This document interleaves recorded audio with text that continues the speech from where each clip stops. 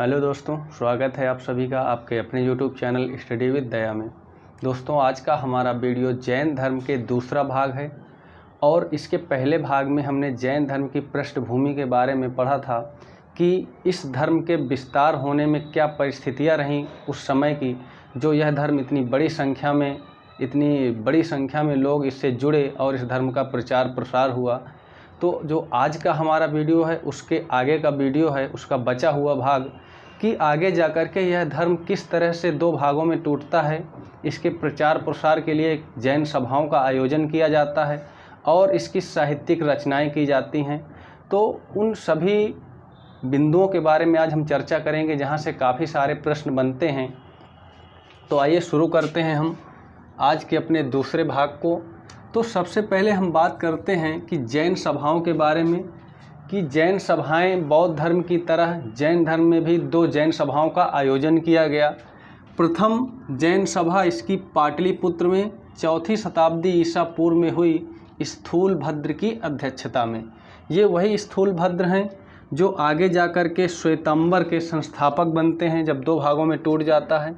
तो जो पहला जैन सभा का आयोजन हुआ था वह पाटलिपुत्र में, जो कि बिहार में है, 4वीं शताब्दी ईसा पूर्व में स्थूलभद्र की अध्यक्षता में संपन्न हुई। और इसकी सबसे खास बात यह रही कि इसी जैन सभा के समय में ही जैन साहित्यों का जो 12 अंगों का संकलन किया गया।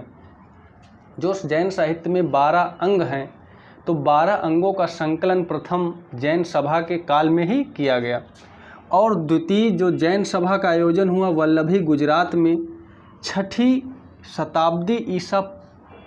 शताब्दी ईसवी, ईसा पूर्व नहीं है ये, ईसवी, ध्यान रखिएगा इस बात को, जो कि लगभग 512 ईस्वी में। इसकी अध्यक्षता देवर्धिगण या फिर क्षमा श्रमण के द्वारा की गई थी।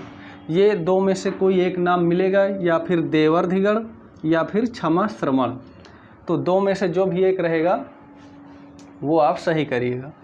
तो जो दूसरी जैन सभा का आयोजन हुआ था वल्लभी में 6ठी शताब्दी ईस्वी में, जो कि लगभग 512 ईस्वी में, देवर्धिगण की अध्यक्षता में या फिर क्षमा श्रवण की अध्यक्षता में इसका आयोजन किया गया था। अब इसकी सबसे खास बात यह रही कि जो जैन सभाएं हुई, पहली और दूसरी के बीच में जो लगभग डिफरेंस है समय का, लगभग 1000 वर्षों का अंतर है। और जैन धर्म के पतन में ये बहुत बड़ा कारण है इसका, क्योंकि जो जैन धर्म के प्रचार प्रसार के लिए इन सभाओं का आयोजन किया जाता था, जो कि पहली जैन सभा का आयोजन 4वीं शताब्दी ईसा पूर्व में हुई और दूसरी जो जैन सभा का आयोजन किया गया वह 6वीं शताब्दी ईस्वी में, जो कि लगभग 1000 वर्षों का अंतर है। और इसके बाद कोई भी जैन सभा का आयोजन नहीं किया गया।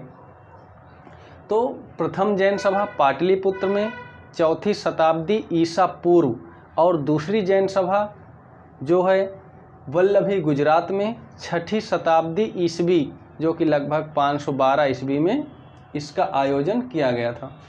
अब जैन धर्म का जो महावीर स्वामी थे, इन्होंने जैन धर्म में एक संघ की स्थापना की थी जहां से इस धर्म का प्रचार प्रसार किया जाता था उस संघ के द्वारा। और इस संघ में 11 अनुयायी थे जो कि गणधर कहे जाते थे। तो यहाँ से कई बार प्रश्न पूछे जाते हैं कि जैन धर्म में महावीर स्वामी के कितने जो है गणधर थे, तो 11 गणधर थे जो कि उनके 11 अनुयायी थे। और महावीर की मृत्यु के बाद जो सुधर्मन था वह इस संघ का नेतृत्व किया, इस संघ का प्रमुख बना। तो यहाँ से कई बार क्वेश्चन पूछे जाते हैं, याद रखिएगा। महावीर स्वामी ने संघ की स्थापना की जहाँ से इस धर्म का प्रचार प्रसार किया जाता था और इसके 11 अनुयायी थे जो गणधर कहे गए। महावीर की मृत्यु के बाद इसको आगे बढ़ाने का कार्य सुधर्मन ने किया, जो कि इस संघ का प्रमुख बना।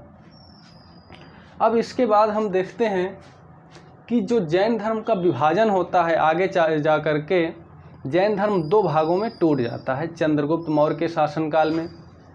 तो जैन धर्म जो दो भागों में टूटता है, क्या कारण रहा उसका? तो उस समय मगध में 12 वर्षों का अकाल पड़ा। जब अकाल पड़ा तो भद्रबाहु जो थे, भद्रबाहु यह दक्षिण भारत में श्रवणबेलगोला में अपने कुछ अनुयायियों के साथ जा कर के शरण लेते हैं और जब वापस लौटते हैं तो यह देखते हैं कि जो मगध में एक अनुयायी, इसका एक अलग, जो कि स्थूलभद्र के नेतृत्व में जैन धर्म का विकास हो रहा था, उसमें कुछ परिवर्तन देखने को मिलते हैं, कुछ चेंजमेंट हो रहे थे, कुछ उसमें समय के अनुसार नए जो है चेंजमेंट हो रहे थे, अपना रहे थे। तो इन्होंने इसका विरोध किया और यह धर्म जो है दो भागों में टूट गया। जो स्थूलभद्र नेतृत्व कर रहे थे वो अलग हो गया और भद्रबाहु के जो अनुयायी थे, जो कि दक्षिण भारत में जाकर के शरण ली थी, वह अलग थे। अब इनमें क्या डिफरेंसेज रहे, क्या अंतर रहे, वो समझते हैं। जो स्थूलभद्र के अनुयायी थे उनका मानना था कि श्वेत वस्त्र पहनते थे, यानी कि जो स्थूलभद्र के नेतृत्व में इनके अनुयायी थे वह श्वेत वस्त्र धारण करते थे। और जो भद्रबाहु के अनुयायी थे, यह पूर्णतः जो महावीर स्वामी के उपदेश थे, या फिर कहें तो पूर्णतः महावीर स्वामी के उपदेशों के अनुसार यह उसका कठोरता से पालन करते थे। तो महावीर स्वामी ने पूर्णतः नग्नता का बताया था, मोक्ष के लिए जो मार्ग है उसका कठोरता से पालन करने को बताया था। तो भद्रबाहु के जो अनुयायी थे यह पूर्णतः नग्नता को कठोरता से पालन करते थे। और भद्रबाहु में के जो अनुयायी थे उसमें स्त्रियों के लिए मोक्ष संभव नहीं था, यानी इसमें पूर्णतः नग्नता का प्रावधान था। तो इसमें स्त्रियां इस धर्म के में भाग जो है नहीं ले सकती थी, इसकी भिक्षुणी नहीं बन सकती थी। तो स्त्रियों के लिए मोक्ष संभव नहीं था। जबकि स्थूलभद्र के नेतृत्व में जो जैन धर्म विकास हो रहा था उसमें स्त्रियों के लिए भी मोक्ष का मार्ग बताया गया था, क्योंकि वह सफ़ेद वस्त्र पहन सकती थी। और श्वेतांबर में महावीर स्वामी को भगवान माना गया है, जिसमें आगे जाकर के बड़ी संख्या में मथुरा शैली में जो है महावीर स्वामी की मूर्तियों का निर्माण होता है और मूर्ति पूजा होती है। जबकि भद्रबाहु के जो अनुयायी थे इस मत के अनुसार वे एक सामान्य पुरुष थे जिन्होंने अपनी इंद्रियों को वश में कर रखा था, जो कि जिन कहलाए थे। जिन का अर्थ है विजेता, जिन्होंने अपने स्वयं के ऊपर विजय प्राप्त की थी। तो यहाँ से कई बार प्रश्न पूछे जाते हैं, क्या अंतर रहे, इसको निश्चित रूप से याद रखिएगा। श्वेतांबर के जो स्थूलभद्र के नेतृत्व में जो था श्वेतांबर, सा से स्थूलभद्र और सा से श्वेतांबर। तो स्थूलभद्र के नेतृत्व में जो जैन धर्म अलग हुआ वह श्वेतांबर, और भद्रबाहु के नेतृत्व में दिगंबर। तो जैन धर्म दो भागों में टूटा, श्वेतांबर और दिगंबर। स्थूलभद्र के नेतृत्व में जो थे वह समय के अनुसार परिवर्तन चाहते थे, सफ़ेद वस्त्र पहनते थे, स्त्रियों को स्थान दिया गया और महावीर स्वामी की मूर्ति पूजा करते थे। जबकि भद्रबाहु में के जो अनुयायी थे यह पूर्णतः महावीर स्वामी के दिखाए गए रास्ते पे चलते थे, पूर्णतः नग्नता का कठोरता से पालन करते थे, स्त्रियों के लिए इसमें जगह नहीं थी और इनका मानना था कि महावीर स्वामी एक सामान्य पुरुष थे, न कि एक वो भगवान थे। इसके बाद हम बात करते हैं, आगे बढ़ते हैं, इनके प्रतीक चिन्हों के बारे में कई बार प्रश्न पूछे जाते हैं और उन सभी 24 तीर्थंकरों में से जो प्रमुख 4 हैं इन्हीं से प्रश्न पूछे जाते हैं। जो जैन धर्म के पहले तीर्थंकर थे ऋषभदेव, इनके प्रतीक के रूप में बैल या फिर वृषभ को सांड भी कहा जाता है। तो ऋषभदेव के प्रतीक चिन्ह के रूप में बैल और वृषभ को जाना जाता है। अजितनाथ का प्रतीक चिन्ह हाथी और पार्श्वनाथ जो कि जैन धर्म के 23वें तीर्थंकर थे, सर्प इनका प्रतीक चिन्ह, और महावीर स्वामी के प्रतीक चिन्ह के रूप में सिंह को जाना जाता है, जो कि जैन धर्म के 24वें तीर्थंकर थे। याद रखिएगा कि जो जैन धर्म के संस्थापक थे, जो कि प्रथम तीर्थंकर थे, ऋषभदेव को जाना जाता है। वहीं अगर इसके वास्तविक संस्थापक के बारे में बात करता है तो जैन धर्म के वास्तविक संस्थापक महावीर स्वामी थे। तो यहीं से प्रश्न पूछे जाते हैं। अब इसके जो अन्य बिंदु हैं जहाँ से कई बार प्रश्न पूछे जाते हैं, उनके बारे में चर्चा करते हैं कि जो मथुरा शैली का विकास हुआ था, जब इस जो स्थूलभद्र के नेतृत्व में मूर्तियों का जो है विकास हुआ और मूर्ति पूजा प्रारंभ हुई, तो जो मूर्ति कला का विकास हुआ वह मथुरा शैली में हुआ, और जो गांधार शैली थी वह बौद्ध धर्म से संबंधित थी। तो मथुरा शैली का संबंध जैन धर्म से है।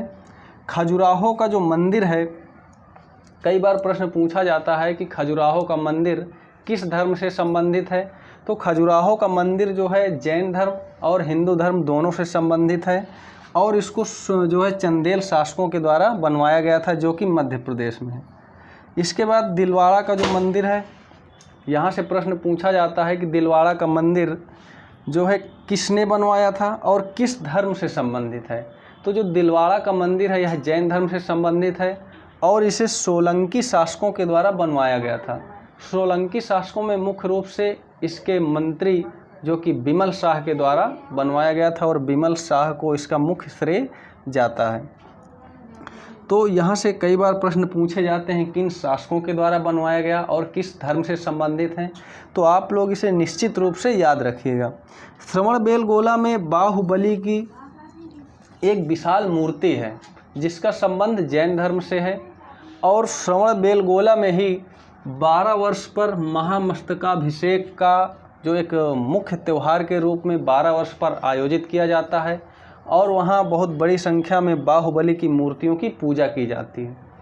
तो यहाँ से कई बार प्रश्न पूछे जाते हैं, याद रखिएगा। मथुरा शैली का जो संबंध है वह जैन धर्म से है, और खजुराहो के मंदिर का जो संबंध है जैन और हिंदू धर्म दोनों से है, इसे चंदेल शासकों के द्वारा बनवाया गया था।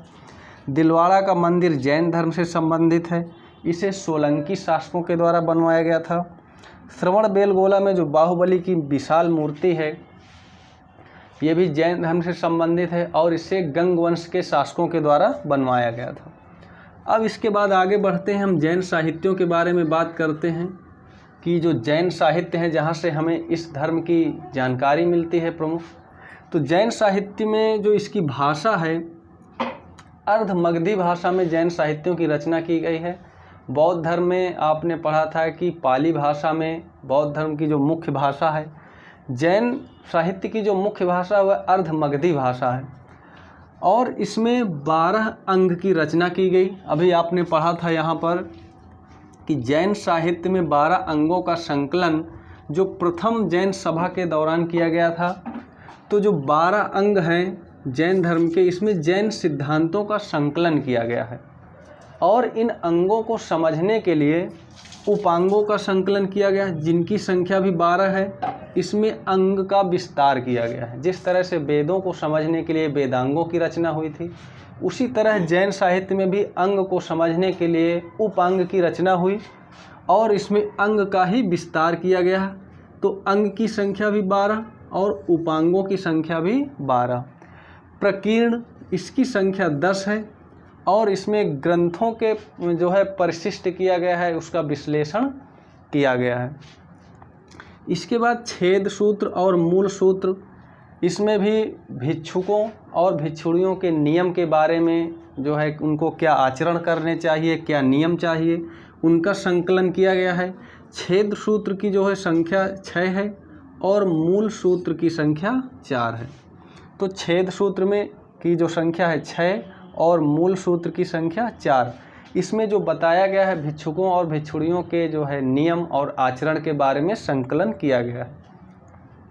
इन्हीं सभी जैन साहित्यों को आगम कहा जाता है। कई बार प्रश्न पूछा जाता है कि जैन साहित्य को अन्य किस नाम से जाना जाता है, कई ऑप्शन दिए रहते हैं।